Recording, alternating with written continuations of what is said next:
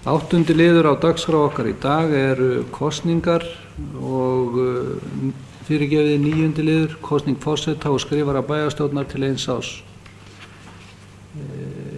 Fyrsti liður er kosning forseta bæjarstjórnar og að venju er það leynileg atkvæðagreiðsla og ég bið ritara að dreifa kjörseðlum.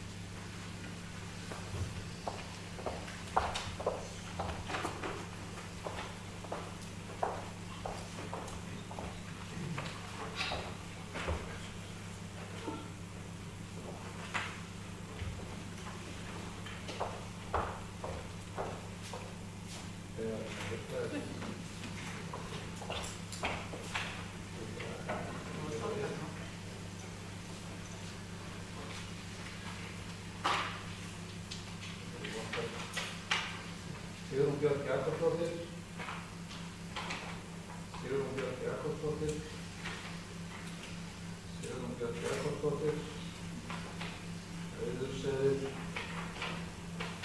Sigrún Björk Jakobsdóttir, Auður Seðill, Sigrún Björk Jakobsdóttir, Auður Seðill, Sigrún Björk Jakobsdóttir, Auður Seðill, Sigrún Björk Jakobsdóttir. Sigrún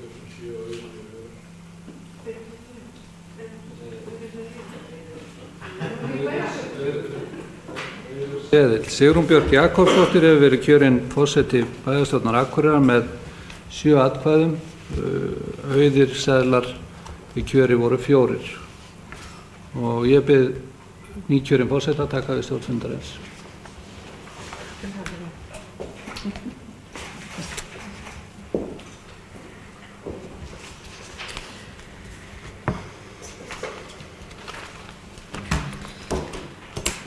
Já, ágætu bæjarfulltrúar,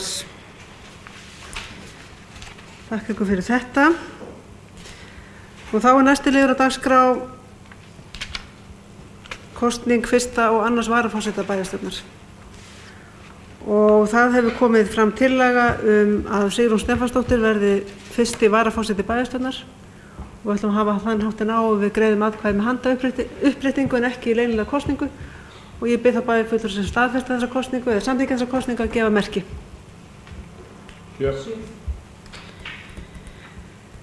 Annar varaforseti bæjarstjórnar, þar er komið fram tillaga að Oddur Helgi Halldórsson gegni því embætti til ársins og ég bið þá bæjarfulltrúa sem samþykkja það að gefa merki.